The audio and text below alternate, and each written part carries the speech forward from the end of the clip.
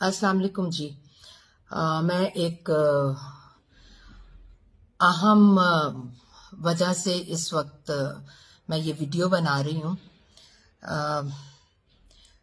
मैंने कभी भी अपने घर के बारे में, घर के मामलात को इस तरह से डिस्कस नहीं किया था, लेकिन मजबूरन मुझे ये आप सब लोगों को बताना पड़ा है, जो लोग नेहा की पोस्ट पर मुझे गालियाँ निकालते हैं। अल्हम्दुलिल्लाह मैंने एक बहुत खूबसूरत ज़िंदगी गुजारी है, लेकिन मैं इससे ज़्यादा कुछ नहीं कहूँगी कि एक इस तरह की औरत, नेहा जैसी औरत, नेगेटिव औरत जब किसी के भी ख़ानदान में आ जाती है ना, तो ख़ानदान टूटते हैं। मैं पिछले 4 साल से बहुत मुश्किल ज़िंदगी गुजार रही हूँ।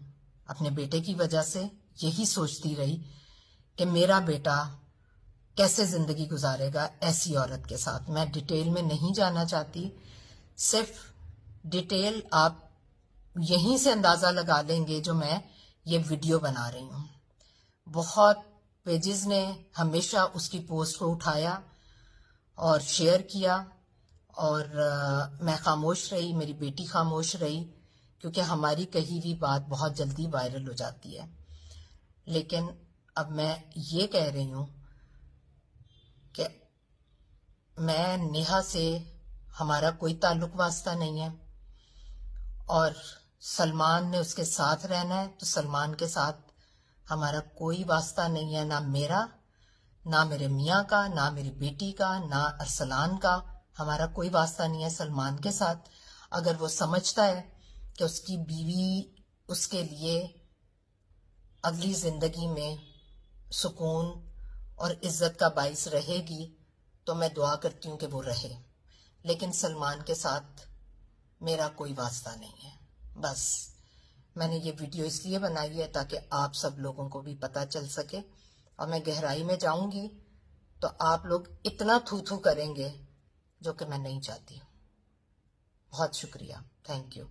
और प्लीज़ आप लोग जजमेंटल ना हो, आप किसी को जज नहीं कर सकते, इस तरह के कमेंट्स पे जज नहीं कर सकते। और मैं ये नहीं कह रही कि आप वन साइडेड फैसला करें, ना ही मैं किसी कटहरे में किसी को खड़ा करना चाहती हूँ। मैं सिर्फ ये कह रही हूँ कि सलमान अपनी बीवी के साथ रहना चाहता है तो सलमान रहे, लेकिन मेरा सलमान से और उसकी बीवी से कोई ताल्लुक वास्ता नहीं है। एक माँ जब ये लफ्ज़ बोलती है तो आप समझ सकते हैं। ठीक है, थैंक यू।